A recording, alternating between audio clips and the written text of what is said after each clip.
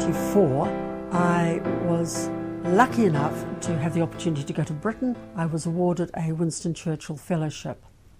A Winston Churchill Fellowship is a memorial fellowship to help people remember Winston Churchill. They decided when he died not to build a statue or a monument, but money was put aside in a trust for all Commonwealth countries for people to go to Britain or somewhere else where they would learn something that would be of the benefit of for their profession and for their own personal benefit. So I applied and was awarded one to go to Britain to look at physiotherapy work in mental health services.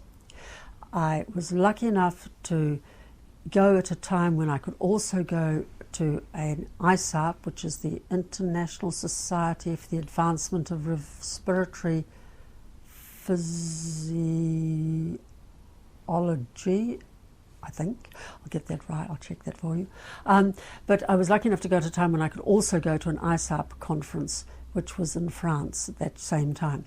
So my husband and I went to Britain in August of 94. August till October 1994. I also had very generous assistance from the New Zealand Physiotherapy Society. They gave me a very generous grant as well to help. We flew directly into Scotland because I had contact with a Scottish physiotherapist, and I worked my way down through Britain down to London, visiting physiotherapists who worked in mental health services in various places. What was really interesting is that by that time I had got interested in what we could do to treat the mental illness.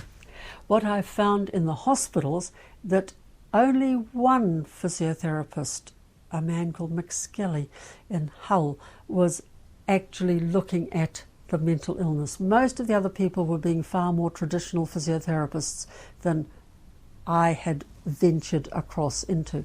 So I came home feeling that we were actually leading the way at Sunnyside in what we were doing, that we had moved a little further in our direction from just treating the sprained ankles and the sore backs, which of course we still were doing, but we were putting more focus on treating the actual mental illness. It was the most interesting experience. They were using a lot of physiotherapy in community services away from the hospitals there, more than we were in mental health. As physios at Sunnyside, and I could only compare with Sunnyside, we were not going into the community, and the only other place where there was a physiotherapy service in their mental health service was in Auckland, and that was mostly Barbara Guthrie in alcohol and drug. They had closed the physiotherapist services at Carrington at that time. I met people there who have written textbooks about physiotherapy and mental health since, and Tina Everett was one of those people, and I found them really, really people who were very excited about what they could do and excited about what physiotherapists could do for mental illness. And again, it is a vacancy waiting to be filled. We are not moving into this area like we possibly could if we had enough people with the interest, the enthusiasm and the motivation. Though that's actually probably a cruel statement and against the physiotherapists, because we can have that enthusiasm, we can have that motivation, but what we are working against is management who've usually come up through the nursing line or psychology line, who do not see, who cannot recognise the importance of recognising the physical aspects of mental illness. They don't seem to be able to accept that we have a lot to offer. So it's more than just physios wanting to do it. We have to have a mindset change from some of the policy people who set the policies to be able to really make an impact in that direction.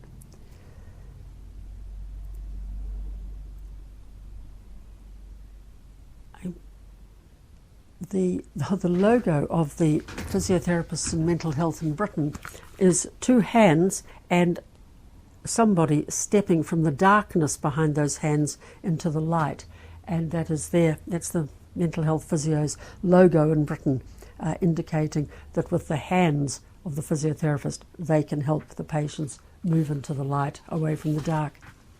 While I was on that trip, I went to a place called St. Flour, and it was pronounced Flour, in France, a little medieval village, and we had the ISAP conference up on an old disused monastery, which was up on top of a hill in St. Flour, and Diana Bradley and Tanya Clifton-Smith were at the same conference.